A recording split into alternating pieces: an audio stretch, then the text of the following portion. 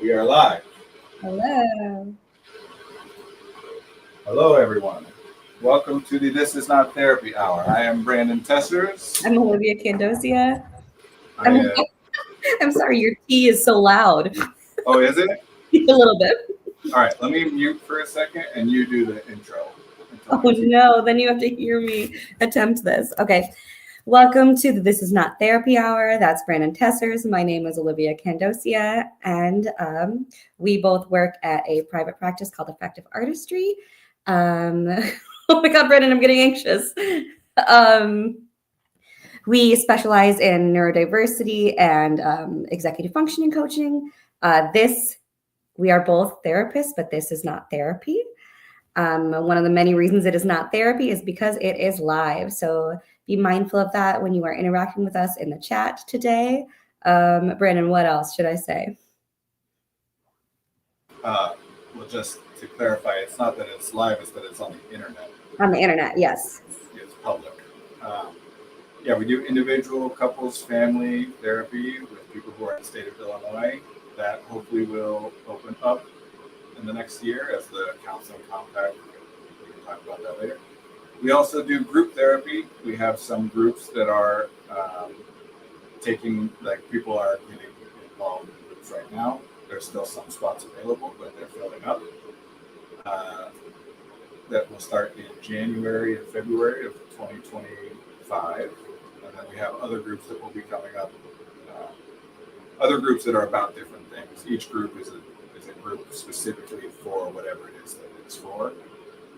So we have groups that are for other things, like a divorced women's group and things like that are opening up for other people. But right now we have a group for people who want to be working on their artistic projects more than they are currently doing and are looking for support in a community-based setting with structure and accountability and executive functioning support to be able to be more successful in working on the things that they're trying to work on.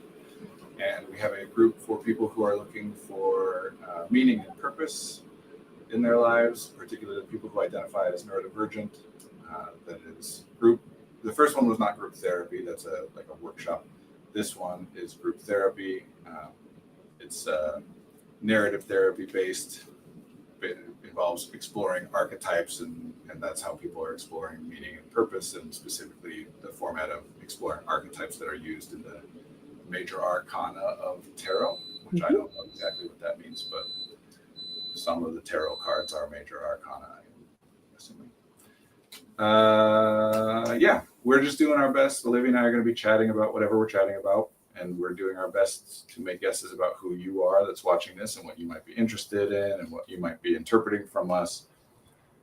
For those of you who are willing and able to communicate to us in the chat, we really encourage that and appreciate it because it gives us more information to base those guesses on about who you are and what you might be interested in and what you might be interpreting out of what we're saying. Please don't feel the need to stay on topic.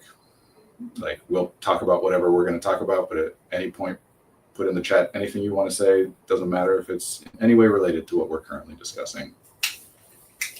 I think that's about it. I think that's good. What's on your mind?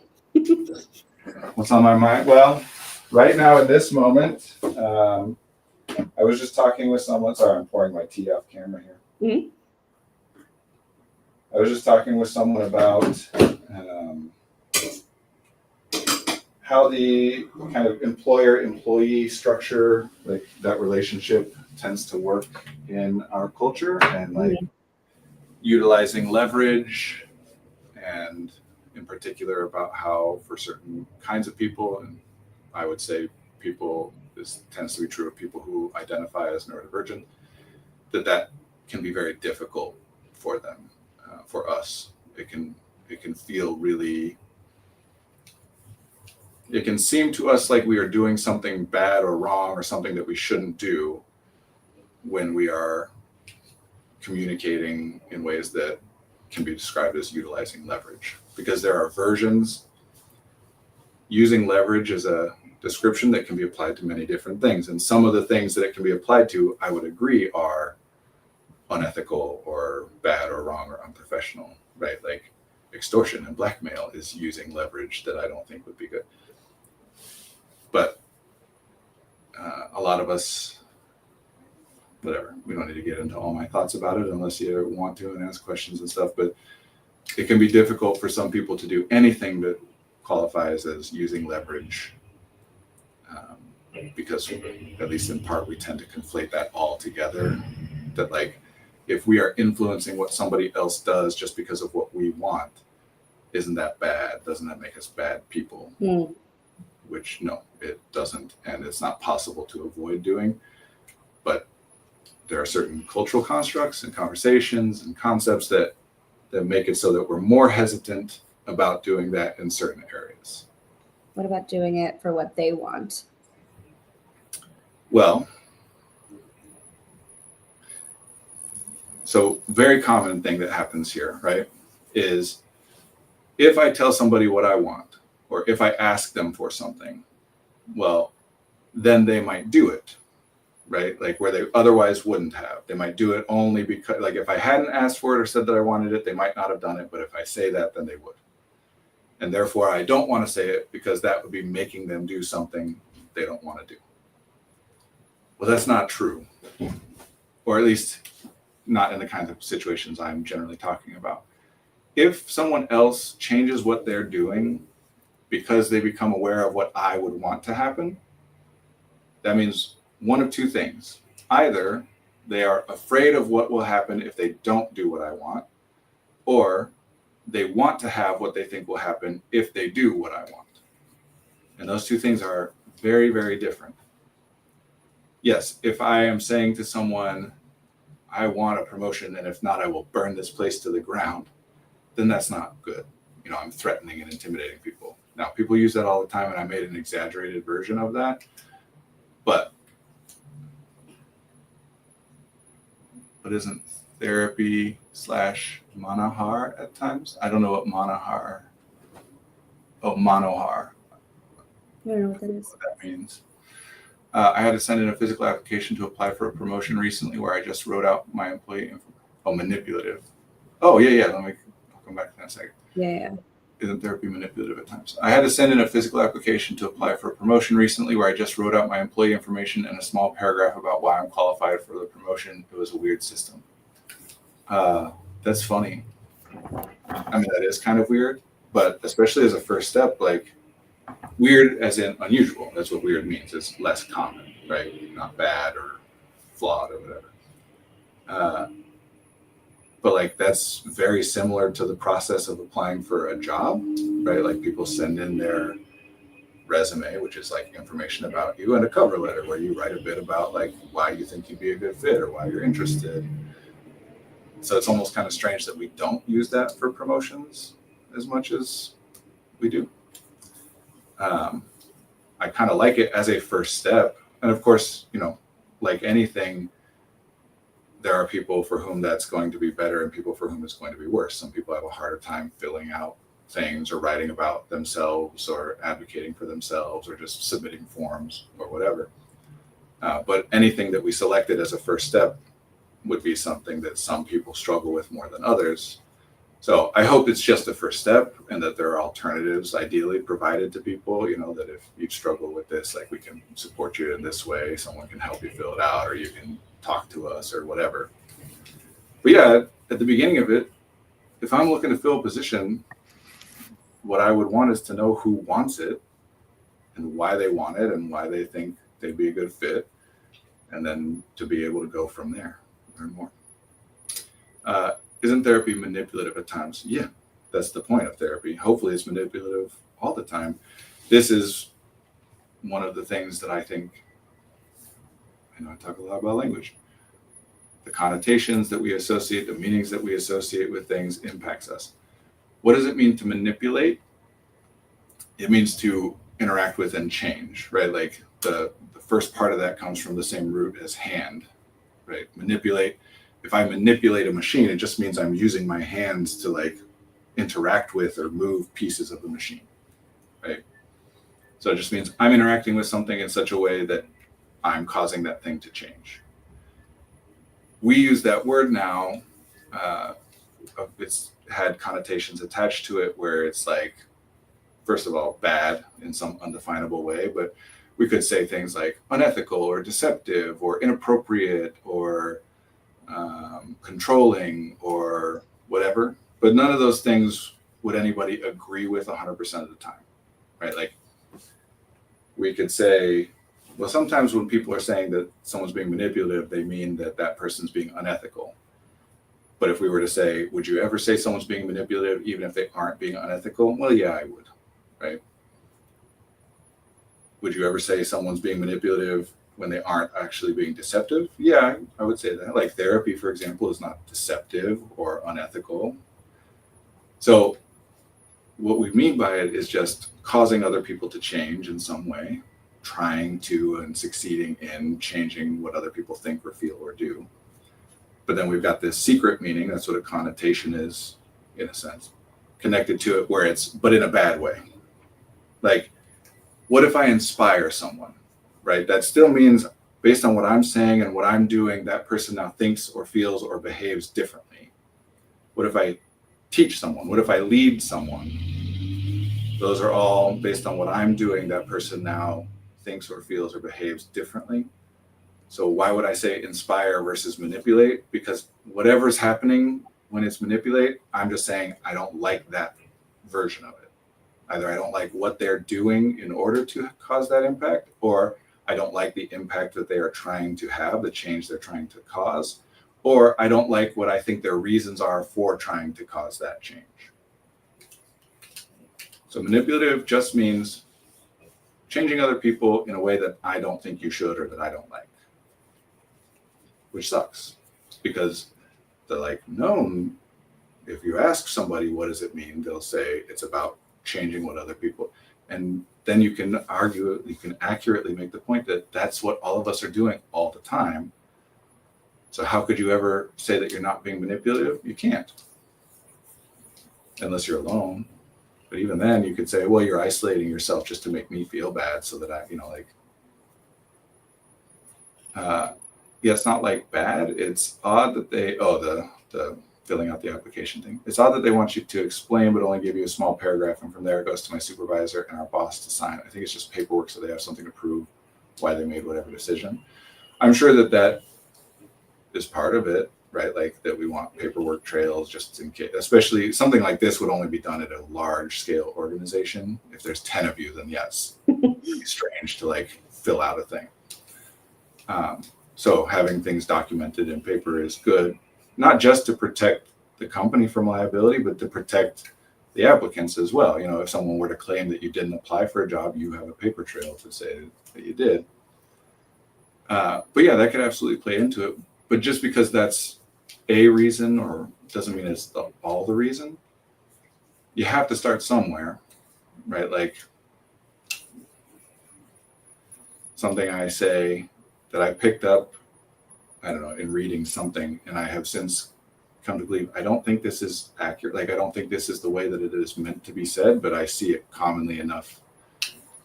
Consider the counter positive, which means consider the thing which is not happening. Consider the alternative to the thing that you're considering. That there's that famous quote of like, democracy is the worst system of government except for all the other ones, kind of thing, right? Like all the time, because humans are imperfect and reality is constrained and whatever. Quite common that like even the best option is still flawed and limited and unpleasant in some ways. But when you try to come up with something else to replace it, it's hard to come up with something better. It was weird for me, especially because I basically went to my supervisor and said, do you think I should look into a promotion? And she was like, oh yeah, sure, here, fill out this form.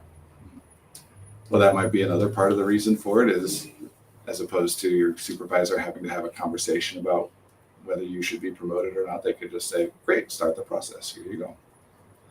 Which again, doesn't mean that that's underhanded or deceptive. Like that, presumably that's legitimately how people are promoted. So it's nice to be, instead of you and I having to have some conversation or like some arbitrary determination from me about what I think about you, like you can just do it, do it this way because that's what you do. And then it goes down the chain. Wait, dads are imperfect. Yes, dads are imperfect. That's my dad saying that, but I'm also a dad and I am definitely imperfect. And all dads are imperfect. in a lot of psychoanalytic therapy approaches, like Freudian and psychodynamic and whatever, there's a lot of gravity given to the experience that all children have of learning that their parents are flawed and limited and imperfect, because children start with the assumption that that is not the case. That when you're a baby, you lack the context to understand that, like, there are problems my parents might not be able to solve, right? Like, it's not until a problem comes up that your parents fail to solve. They're like, oh crap, my parents fail to solve problems sometimes. My parents are wrong. My parents don't know things. And those disciplines give a lot of weight to that, because theoretically, obviously, people generally don't have like strong memories of the specific experience, although people will sometimes say, like, I remember the first time I realized my dad was limited or whatever. But there's an assumption too that that must be very earth-shattering, that must be very scary. Only dads, though, I am not a dad and I am perfect. Remember, dads know everything. Not only do dads not know everything, not only does no one know everything, no one knows anything. It brings a lot of solace to me. Yeah. And obviously, like, I am aware that the way that people are going to generally interpret that statement is not true, right? Like, when I say no one knows anything, obviously everybody, myself, you, every single person knows a lot of stuff based on a certain way of talking about what it means to know something, meaning like to have information that you can reference cognitively without access to some external source. Yeah. But there's another way of talking about knowing something, which is about like understanding it, not just having access to the information, but that the information you have access to, that you know, is correct, complete, accurate, all the information which is necessary in order to make good determinations and decisions. And in that sense, nobody knows anything. It's just provocative to say it that way the first time, because people will be like, what? That's wrong.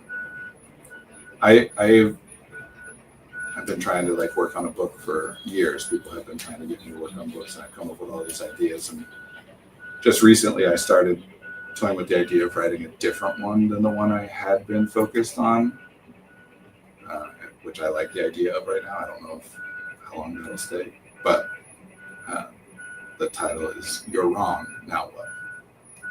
You're wrong, now what? Yeah, you're wrong, now what? Just trying to get people to lean into and embrace the fact that we are all limited and that we're always wrong about everything. Yeah. Because that's the reality of it. And a lot of the problems that people experience stem from having this mistaken idea that it is possible to be right. Whether I myself am or am not, it is possible, and humans are at least sometimes right. I am sometimes right and sometimes wrong. But when you believe that, it causes a lot of problems. Anyway. That's the whole, what do you say? Act as though, what is it that you say? Act as though what you say. Act as though you are right, even though while understanding you are not. Yes.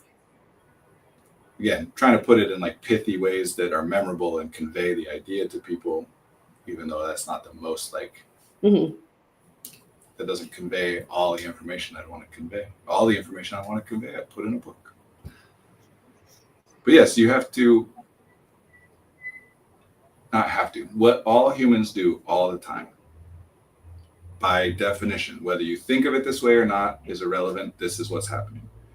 All humans at all times are acting in the way that it would make sense to act if they were aware of all the information that is relevant to what happens next. Does that make sense, or is that too like convoluted of a definition?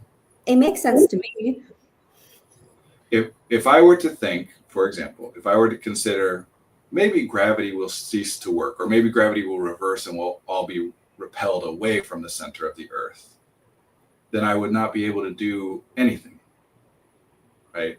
I couldn't go outside, certainly, because what if I got launched up into the outer space or whatever?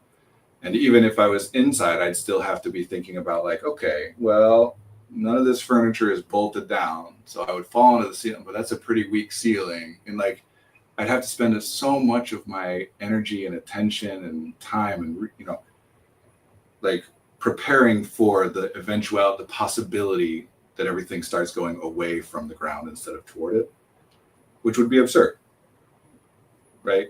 So at any given moment, I am not doing any of that stuff. I'm not thinking about it. Obviously, I do sometimes think about it because I'm talking about it. I'm prompting you all to think about it. But generally speaking, I'm not thinking about it. I'm not basing my actions on the idea that gravity might reverse. So one way to describe that is I am at all times acting in the way that it would make sense to act if it was true that I know everything that it matters about gravity. Mhm. Now, is it true that I know that everything that matters about gravity? Maybe. I mean, certainly we have a lot of evidence to suggest that, right? Like it's been constant my entire life, and every report I've ever gotten from any other human in writing or in any other has been that gravity has been consistent since the dawn of when we all started paying attention and talking about it. There's evidence to suggest that that's how it works forever in the universe, and but I'm basing that off of like what people say to me. So it's entirely possible that I am correct in my assumption that gravity is a constant and won't change. But if one day gravity just flipped, then it would turn out we were all wrong. We can't say that we know every variable that matters because we can't say confidently that we know everything.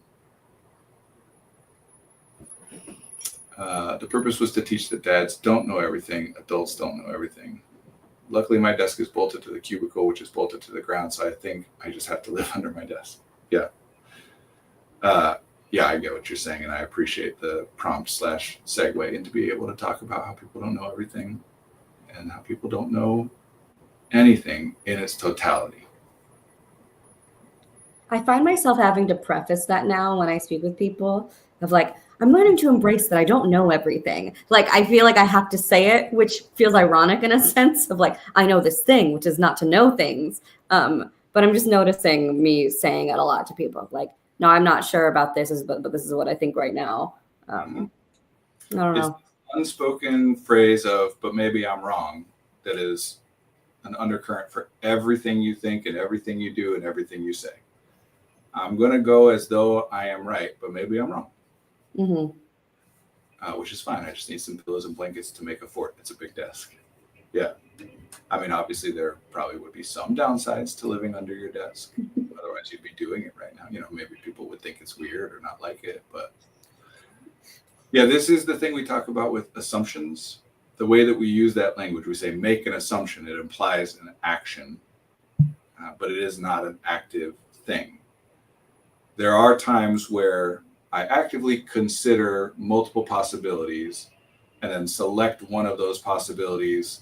And I just say, I'm going to act as though this possibility is the true one. And in that case, we'd say, make an assumption. I'm assuming that you're not going to be mad when I tell you this, except if I'm saying that I'm indicating that I'm not sure if that's correct. So I'm not really making the assumption, right? But yes, there are times where we actively consider multiple possibilities, select one and just say, I'm going to act as though this is true. And we could call that making an assumption. But in any moment, there are infinite number of things that you are acting as though that stuff is not relevant to what you're doing, because we can only consider so much. We're limited, right? We can only think about so many things in a moment in deciding what we do next. Anything we don't consider, we're acting as though that stuff isn't relevant to what we're about to do. So that's also what we mean by making an assumption. You're assuming that everything you didn't think about is something that you didn't need to think about before doing whatever you're doing next. Then my cats aren't here, but I'm assuming we're operating. There's one more. The only reason I don't live under my desk is it would get me in trouble, which I assume would be a problem if gravity reversed. Well, sure. That and my cats aren't here, but I'm assuming we're operating in a universe where my life is confined to my workplace. I don't want to assume that. I do. This is an old habit of mine since, I don't know, college at least. I can definitely remember, but I'm pretty sure it's from earlier than that, where every once in a while I look around and be like, what if gravity like flips sideways right now? Like what ledge would I land on or whatever? Just as a daydream kind of thing. And yes, living under your desk would probably get you in trouble, or at least would cause some questions and people to judge you and think or whatever. Unless gravity reversed, and then everyone would think you're a visionary. A visionary. Kind of the point of like madness and genius. The underlying processes of madness and genius are the same. Whether we end up calling someone mad or genius just depends on whether everybody else comes to a determination that what they decide, you know, in either case, somebody is coming to thoughts and espousing those thoughts or living their life based around those thoughts that are very different from what everybody else accepts as real. If at some point we all are like, oh, you were right, we should have all listened to you, then you're a genius or a prophet or whatever. If you do something very different from the rest of us, and then we look at it and we're like, oh, that's better, then yeah, you're a genius, you're an innovator, or whatever. We're all going to copy you now. If you're doing something that's different than everybody else, or thinking and saying things different from everybody else, and we all say like, no, that's worse, then you're crazy. Well, sideways would be hard. I'd have to learn pull-ups. I mean, I am perfect. Yeah, sideways would be hard. And this, like I said, it's an idle daydream, but it's,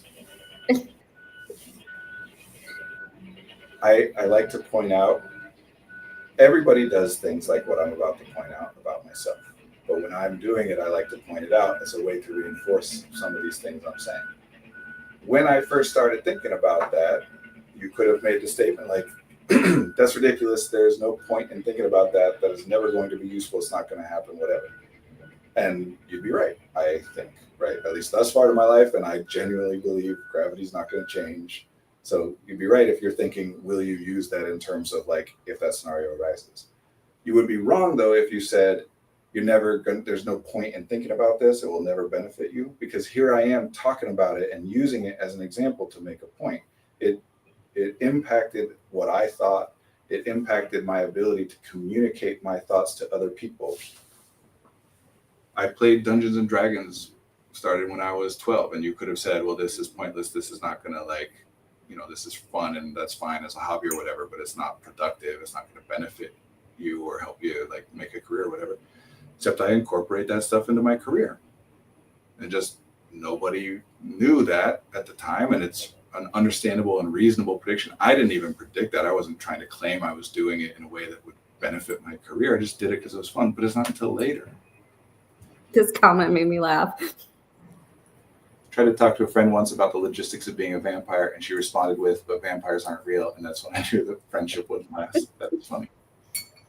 I always think about like, if we were to collect all the coins or things that have fallen out of cars on the road and put them in one pile, what would that look like? What would we find? Interesting thought. I don't know. Yeah. See, the point of thinking is not that every thought has a point. Yeah. The point of thinking is not that every thought be accurate. The point, again, if you accept that it's not possible to understand something in its totality, which it isn't, and I could do a million different ways of proving that point, it's not arguable. All I wanted to talk about was how a vampire would get a passport, but she wanted to talk about reality. Boring. How would a vampire get a passport? Well, we'd have to discuss the rule. But here's the thing about vampires not being real is that there is no consensus on how vampires work. So we'd have to set the ground rules, right? Not in any legal way. If it's a vampire that cannot be photographed, which is a common thing to talk about vampires, I think it carries on from the idea that vampires don't appear in mirrors in many stories. If we were then to say that they also don't show up in photographs, then that would be difficult. Fake photos. Because they can't be photographed. Yeah. I was watching an interview with Brennan Lee Mulligan and Brian David Gilbert, and they were talking about like Brennan Lee Mulligan was talking about working on some sort of show with his friend, and they were going to have time travel in it. And they just kept talking and talking. They were up till like 4 a.m. trying to figure out, but okay, if this rule happens and this rule has to happen. And then they reached a point in the morning where they're like, if we talk about this anymore, we're actually going to create time travel, because like they were just thinking so hard about it. And they're like, we just have to accept that none of it, like some of it's not going to make sense. And I love that. Fast Insider says, I loved that interview. And before that, pictures the least of the problems. They need a paper trail to prove they're not 500 years old. Now, I'll say, first of all, you could have just said an immortal if we're not talking about the unique properties of vampire, of anybody who's 500 years old. But I get what you're saying. But you don't need a paper trail to prove you're not 500 years old. You just need a paper trail that says that you were born in such and such year. And yes, it would not be legal, but it would be, presumably if you're 500 years old, you've accumulated some resources and are able to circumvent the law, because there would be a lot of other logistical problems that would prevent that from happening otherwise. Would you want to live for 500 years, Brandon? Probably not, but this is one of those, okay, like the time travel question, and like a lot of what we're talking about all the time, not just today, but including these specific things we're talking about. The point of thinking about and talking about these things, again, is not like that the content specifically we believe will end up being relevant. It helps us to explore things that we think might be relevant or impactful in some way. And It's so like conversation cards, right? What's that? It's like having conversation cards and like just reading them to like prompt discussions. That's what I'm thinking. Yeah, sure. No. Like the utility in thinking is not from, like, if we're to talk about would I want to be 500 years old, we're not having this conversation because there's the premise that that is an option for me that I can select, and I got to determine whether or not I want to select that option.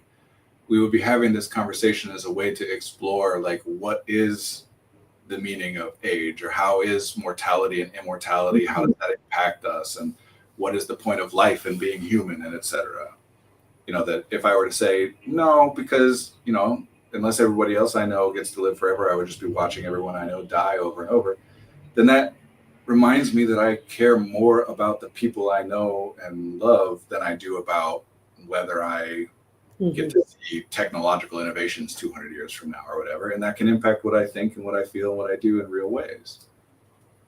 Sometimes, though, we have thoughts that we have no way to say, oh, this impacted what I thought or felt or did in some actual meaningful way. Even though, again, because we can't know anything, we can't say that it definitely didn't, but we frequently have thoughts that we cannot connect any logical, intellectual chain of like how that impacted something we did. And again, that's not the point. So what? Let's say we had thoughts that we could definitively prove never impacted anything we thought or felt or did. We couldn't still then definitively prove that it wouldn't have had some things gone differently. And even if we couldn't, then like exploring something because it might be impactful only to discover that it isn't is still not a waste. Otherwise, you'd have to predict whether everything is useful to explore or not, which is in and of itself an exploration, right? It's still theorizing about stuff. Vampires have fake passports from all of their lives, but you have to keep getting a new passport every 20 years or so. By the way, I have not read the Twilight books, but I'm pretty sure they address this problem in some way. I think I've heard something about that they like have to keep moving and whatever because he looks like a high schooler forever or something. And if you keep doing it, you could end up leaving a trail of you trying not to leave a trail.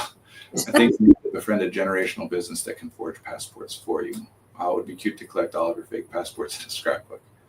What I liked about the comment regarding the friend who couldn't be a long-term friend is not that friends see our relevance and ends is even though we may not agree on everything, at least we show interest.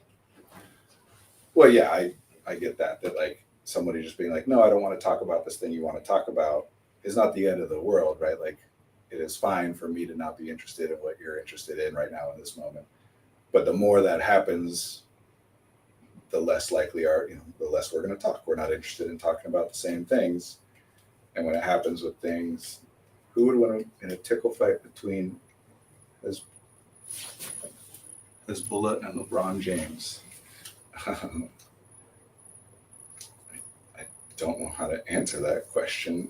One of those pretty sure is a group of people, unless there's somebody named Hezbollah that I'm unaware of. Let's see. Yeah, so I mean, I know it's a joking. What? It's you should just look up. It's a Russian media personality. It's the little boy and the meme like this.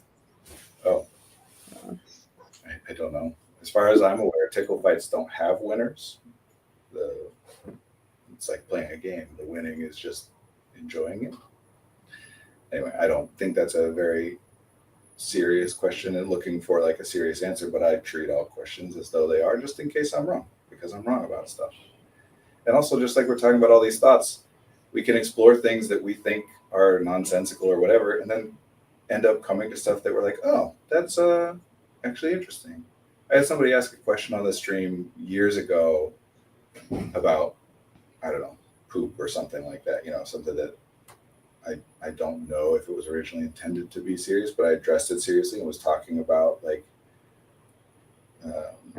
ended up talking about like interoception and prioritization of interoception and GI issues and their connections to certain attention issues and blah, blah, blah. How many percentage of your income do you use to tip your landlord? None. I don't tip my landlord. I rent. All right. I'm like, back to the serious stuff. Vampires. Well, I'm also thinking about the mechanics of a tickle fight, but I do theorize about tickling. Same with humor, that like the inherent response is one of, there are cues that we perceive and respond to as though we're about to be attacked or someone's trying to harm us. But then instead of the harm happening, it's something that clearly indicates that the person has no intent to actually cause us physical harm. Mm-hmm. And so it's like relief, but it's, as long as it keeps happening, those cues are still being read. And it's constantly this like, I'm under attack, but I'm not. I'm under attack, but I'm not. And it's just, that's why it can be laughter, but also very unpleasant. Yes, very serious. I have never heard Brandon be wrong, and I'm going to have to keep operating under that assumption. Well, Brandon's been wrong. Thoughts. What's that? I said Brandon's been wrong. Brandon's been wrong. I literally just misread that. I thought it was a misspelling of Hezbollah, but it's actually apparently the name of a Russian internet personality. So I was wrong about that. Wrong all the time. The point is not to not be wrong, which could also be said as the point is not to be right. That's not possible.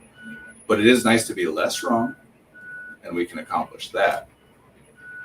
Being right is like being perfect. It's not an accomplishable thing, but the closer you get to it, the better. But also that's kind of because we're defining it as the thing to which getting closer is better. It's just kind of a shorthand for like moving in that direction is good. And we named what's at the completion of that direction, even though that's not possible. We call it right or perfection. Perfect originally, like etymologically, just means complete. Something which is perfect is completed. Impossible. Further change is possible.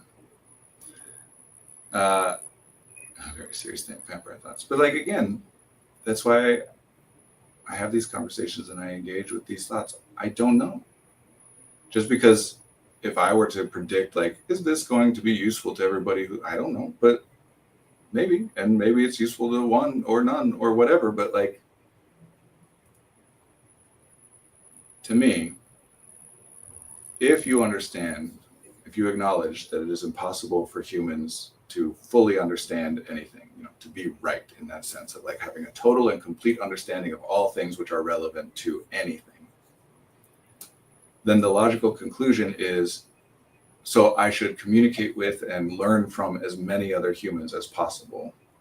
The more people we get involved, the more we compensate for, account for the fact that each of us is individually limited. That's why humans evolved the way that we did, in community with one another. That's why it is the thing that makes us the dominant species, is our ability to communicate and collaborate with one another. I mean, without having to give specifics, I think we can all just generally acknowledge that, like, in an individual, me as a human versus various different types of animals, whether it's in terms of like against one another or competing for survival in the same environment, we're going to lose to like all kinds of stuff all the time. But why do we operate the way that we do? Because we are the best at coordinating our efforts with one another. I was going to say not if we're vampires. So vampires. Because I'm a big believer in storytelling, or I don't know, you could frame it as different things. But what we're talking about is a way for humans to communicate with other humans. And a lot of the time when we're saying storytelling, we're implying that at least some of that communication is not accurate to things which actually were observed in reality. Although a lot of the times when we're saying telling story, we are talking about things that are accurate descriptions of things that happened in reality, but we're still selecting which parts are important and relevant to call out here and what language to use. I think storytelling this is certainly not just me. In fact, I think you'd have a hard time finding anyone to disagree with this if they really think about it. Storytelling is the most important and impactful method of communication in the history of our species. Whether, like, there are some times where what we're communicating about, including in telling stories, where it's really important to be able to determine what of this is an accurate description of something that literally observably happened in reality or does happen in reality, versus what of this is about like metaphorical or representational or fantastical or just completely made up, even without any conscious intention to make it relevant to real life or not. If nothing else, the fact that I'm telling a story is built on that I'm trying to impact the person who's hearing the story in some way, shape, or form. I'm trying to entertain or delight or To manipulate. Mm-hmm. If you weren't trying to impact somebody, why would you communicate with them? Mm-hmm. How would you communicate with someone without the intent to impact them in some way? If someone hears what you're saying, they're impacted by what they've heard. Even if all it is to now be aware of the thing you just said, that's different than it was before.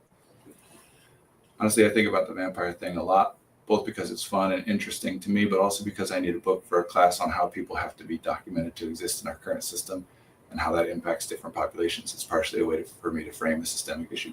That is interesting and helps me to understand like why when you're talking about vampires, you're approaching it through the paper trail, because that's the lens that you're coming to, where I immediately jump to the picture.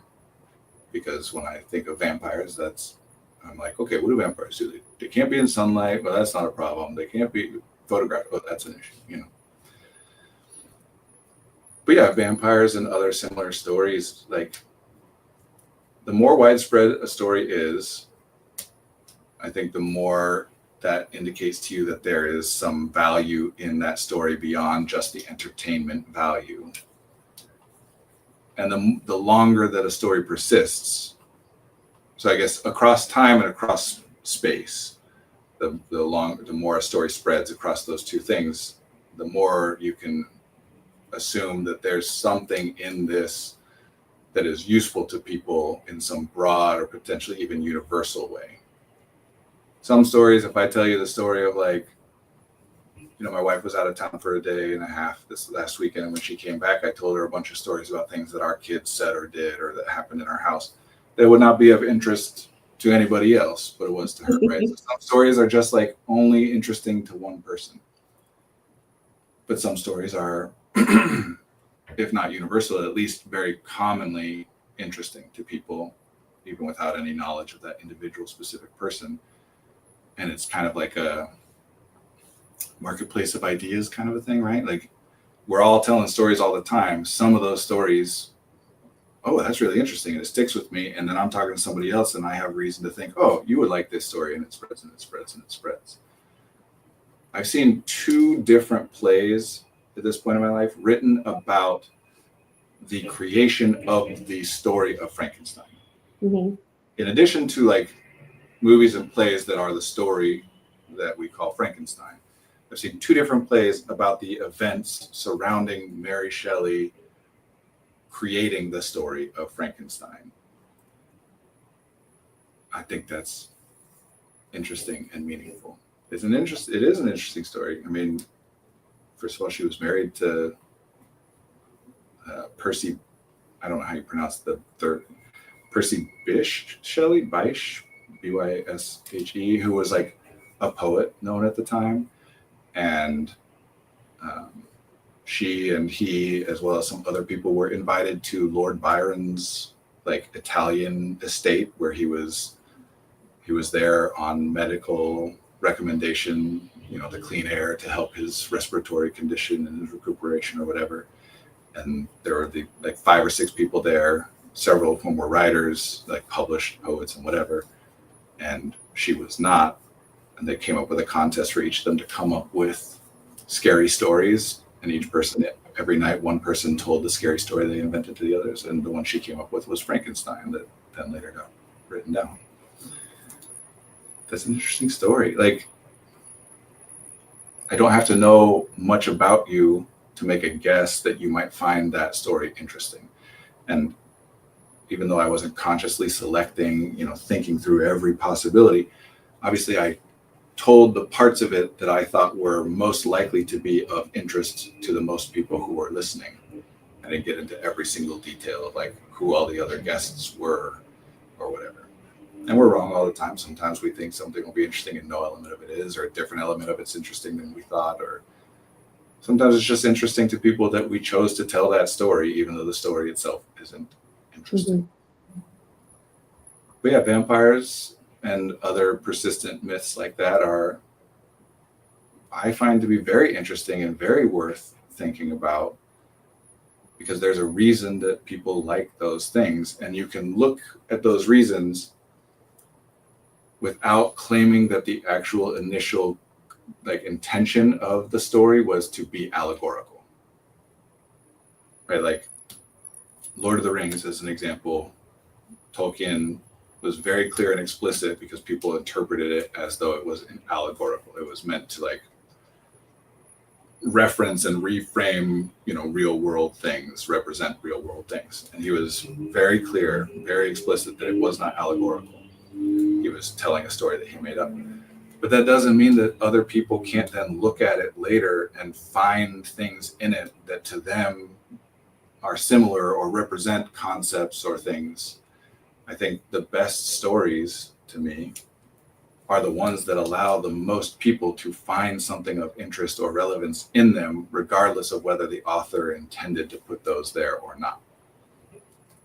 And so, yeah, there's lots of people who explore vampires, the stories of vampires, in terms of what might it be about these stories that make them persist for people. And I've heard everything from people talking about how vampires could be, or at least part of those stories could be a description of autistic people, like OCD tendencies, for example. Got to count every grain of rice, and I can't come in unless you explicitly invite me in. And I'm a little bit different from everybody else, but not in a way that makes it so I'm completely distinct from, people still, I and others still view me as human in a way, and maybe a little bit more reserved. Other people have talked about how vampires can represent aristocracy or nobility, or just the idea of a hierarchical system generally, that there are people higher up in the hierarchical system that benefit from the efforts and the energies of people lower in that system in ways that are not returned. The movie Parasite, that was a big movie, 4, 5, 6 years ago, which is a great movie. I saw it in the back of the theater because all the seats were full, so I just sat on the floor. Very much explores this same concept. I think that particular movie does a great job of playing with, it sets you up to think that the parasites are the lower class people at first, and then think later maybe the parasite is the upper class. Do you think someone gets better at something they're not good at if they start putting effort in it? Yes. Simple answer, yes. Absolutely. There's issues with how we describe all these things, right? What does it mean to get better or not be good at or put effort in? But so I'll be more specific that when we do anything, we get information that is a direct result of the thing we just did. Start putting effort in your content. I do, although it might not appear that way. I don't think, by the way, that effort and value or effort and outcome are a one-to-one correlation. In other words, we can see what someone else is doing and think, wow, that's really not valuable, that's worthless. And then we can say they must not be putting very much effort in or any effort in, because that's part of how we use that concept, is to explain why someone would do something that doesn't seem valuable to us, seems worthless to us, even though they seem to be acting as though it might be, or others might be acting as though it might be, have some value to it. And so I try not to engage in this conversation that people have a lot, where they justify, like, you don't understand, I am trying really hard, I'm putting a lot of effort in. That matters sometimes, but if what I'm putting out there is not of interest to a person, then it's not of interest to a person. It doesn't matter whether I'm trying hard or putting effort or energy in or not, in terms of whether that person finds it relevant or valuable to them. That's kind of the point, right? This idea of you have to act as though you understand stuff and know stuff, even though you know you don't. If I were to not go online and talk about things unless I were to be able to identify, like, I know what I'm going to say and I know how it's going to be valuable to everybody or even anybody who might watch it, then we just don't do stuff, right? Like, people don't put things. This is very, very common for artists of all different kinds, that we evaluate the things that we've created through the lens of, do I think people will like this? Do I think anyone won't like this? And the more we think about how some people won't like it, the less likely we are to put anything out there, even though just because some people don't like it doesn't mean other people might not like it, right? Like, we all know if I put something out there, it is possible that some people will like it and some people won't. But if we focus in on, will people like this? Like all our thoughts, we over time gravitate towards the ones that we are most worried about or afraid of. Because if I think, well, someone like this, yeah, someone will. Cool, I'm done thinking about that. What else is there to think? But if I think, well, but somebody might not like it, or somebody might hate it, or somebody might be offended by it or angry at me because of it, then what do I think? Well, I got to evaluate, like, can I change this? So I think more and more and more about the ways in which someone might not like what I'm doing. And that's not something you can ever resolve when we're talking about anything which is intended for public release. So certainly everything that we'd call art. But this, what we're doing right now, streaming, whatever. I mean, every person, I have to imagine that all, like, streamers, no matter how successful, are aware that many people find what they do to be vapid or inane or worthless, or even like a sign of the downfall of our civilization. And yet they do it anyway. So yeah, like I say at the beginning of every one of these, I'm doing my best, Olivia, whoever's with me, we're doing our best to make our guesses about what people might find to be interesting or relevant or helpful.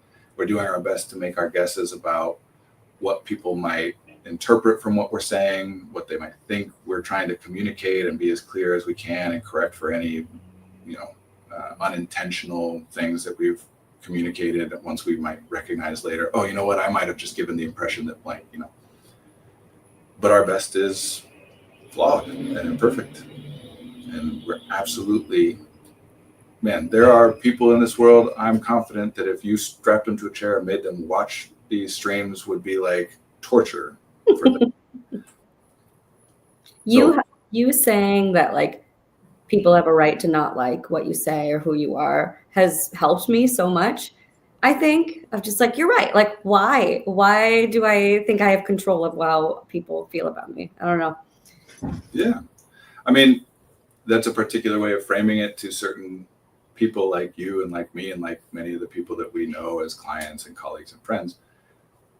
A lot of us are very concerned about whether other people like or would like or not like what we do or who we are.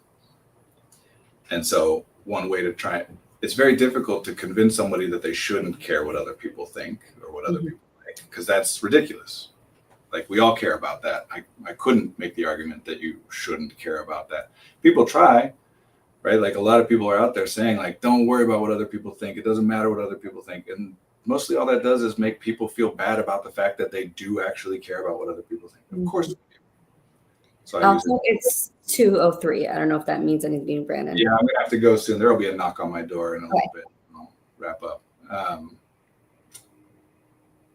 But yeah, if I care a lot about other people and what they think and what their experiences are, and then you say to me, well, by changing what you say and what you do in order to make them happy or make them like you, you're actually just trying to control them and remove their autonomy to feel what they feel about.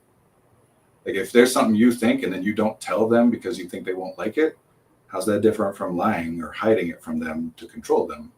Brandon, I will say this weekend I did something that you've been telling me would be very helpful. We could say it off camera, but and it was very helpful. What? Well, that's great. I'm glad that it was helpful. I said when you said that, because sometimes it's not. Sometimes it's terrible. Sure. Yeah. I don't know. I'm doing my best. Yeah. But I don't know. And that's the thing. We have to accept that. Otherwise, you can't do any. Either you accept that we are limited and we can only do our best and that we're going to mess up and make mistakes. You can do that. And then you can take action. And I think that's the most effective option of all the options, because then you're open and you learn and you hear people, including things that other people might, get defensive or dismissive of, viewing as insults or trolling or whatever, that I can engage with and learn from and take seriously and take as feedback for who I am and how I'm coming across and how I impact people. I think that's the most effective option. Or the other option is you can just not really do stuff, because if you believe that it is possible for humans to accurately know things and accurately, know how the future will go and what can be successful, then you don't do anything until you are confident that your idea will be successful, and that's difficult and rare. Or you go about trying to convince yourself. Personally, I don't think anybody actually successfully convinces themselves of this, but it's possible. You could argue that people do. But certainly people will act like and talk like they believe that it is true, that they are right.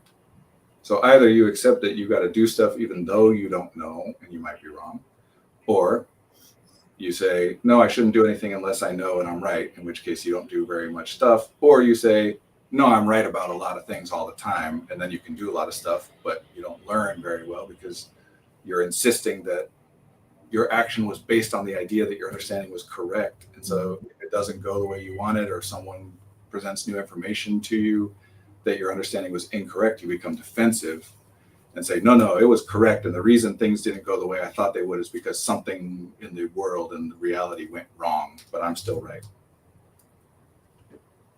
The only time what other people think isn't valid to me is when they tell me I don't have problems. I know, not the way real friends would act. Well, valid is a different thing, and honestly a difficult thing, because it's one of those words that people don't really define. Most often it's used when we're talking about whether we think something else outside of us or somebody else's thoughts or feelings are valid or invalid. We just mean, like, do I understand them? Do I think they're appropriate, proportionate, rational, etc., right or wrong? But when we're referring to our own thoughts and feelings as being valid or not, we're often acknowledging that, like, the thing I'm talking about is not rational. I have a fear that I believe is irrational, but it's still valid to have that fear. So we're using these words in different ways.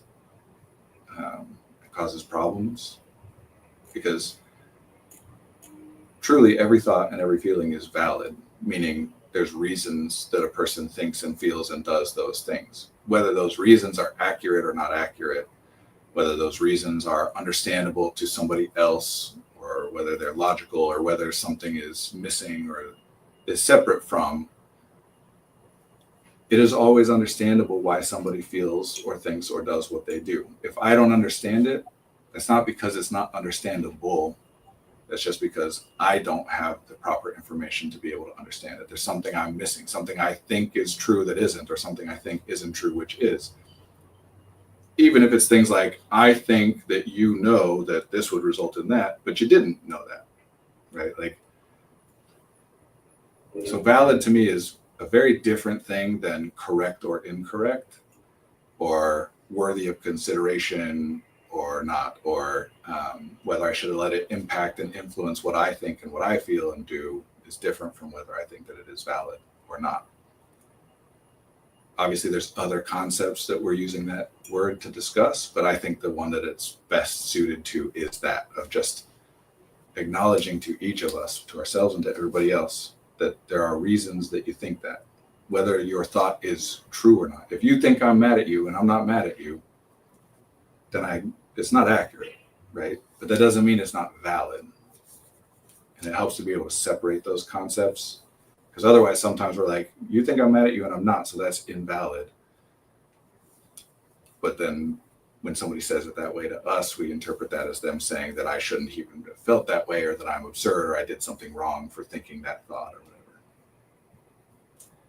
We're just learning, man. Like, we're just trying to figure stuff out. That's it. You do what you do, and every human is doing things at all times. Staring at the wall is doing something. Obviously, colloquially, with language, we define some things as doing something and other things as like, oh, I didn't do anything. But literally speaking, we are at all times doing something. Existing is doing something. You don't really have a choice on that. We have some ability. I read this metaphor in a book that I was reading, and if anybody recognizes the reference, kudos to you. Let's be best friends. Not because it's an obscure book. It's a very popular one, but I wouldn't expect that this particular reference would stick out for people to remember. It was talking about important people and how people change the world. And the metaphor was that time is like a rolling boulder, and some important people, in this context it was referring to men, some important people stand in front of that boulder and put their hands up to stop it, and those people get squashed. And some people who are thought of as important and great see the boulder coming and step to the side and then say, see where that boulder rolled? I just made it roll there. Don't make me do it again. But the ones that are actually impactful, the ones that actually make any change, are the ones who step to the side of the boulder and walk alongside it and just are very attentive and careful and pick their moment to just nudge it ever so slightly, because that's all you can do. But if you do it in the right place at the right time, a little nudge can turn into a big deviation in the path as it moves forward. Sounds like Terry Pratchett. It does sound like Terry Pratchett, but it wasn't. It was Brandon Sanderson, who is Terry Pratchett's one of my favorite fantasy authors. The concept of favorites is weird, but certainly I've been reading more Brandon Sanderson than anybody else for quite a long time. So I would say he's my current favorite.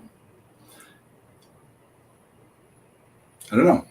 If you're going to feel bad every time that you fail to help somebody, at any given moment, you're failing to help billions of people.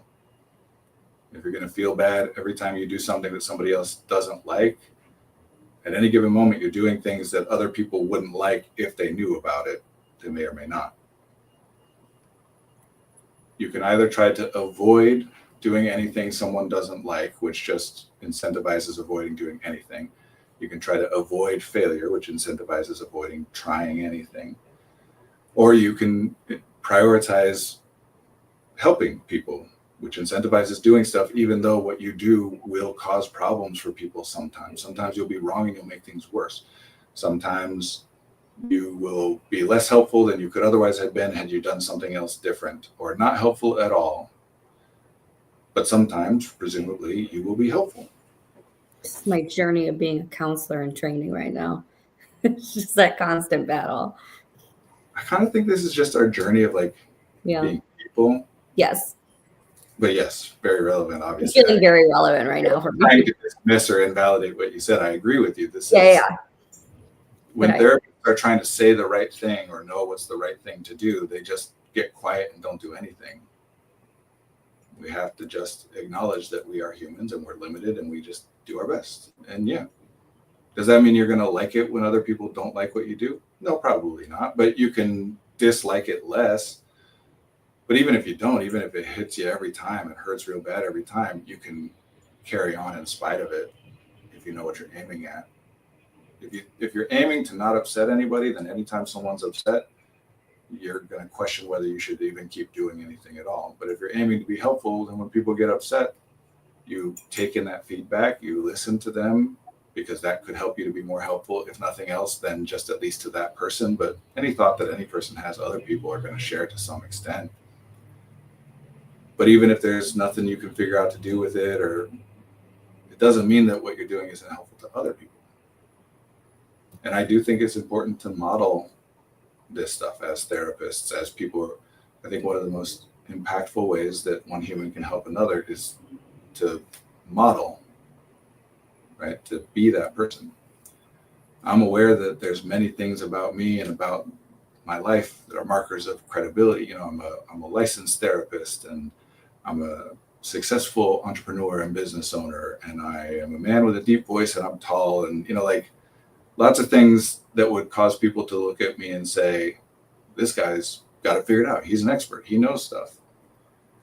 And I could lean into that, right? Like I could embrace that and go around trying to convince everybody that I know everything about everything and they should listen to me. And if they listen to me and it goes wrong, it's just because they didn't understand what I was saying, or they did it wrong, or whatever.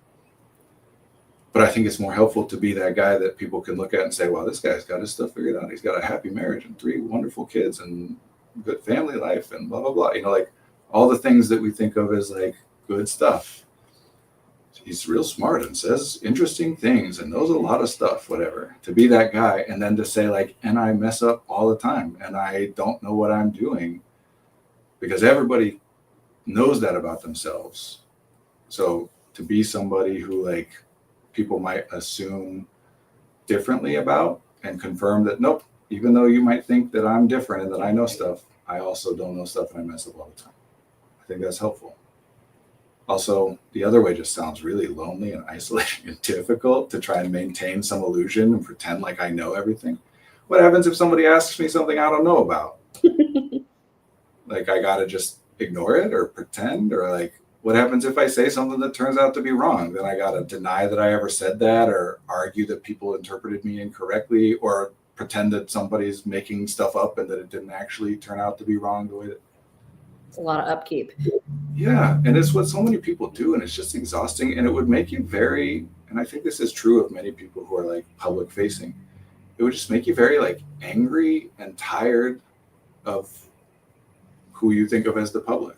Like, here I am trying to give you stuff and you guys keep coming at me like I'm wrong about stuff and I gotta fight and whatever.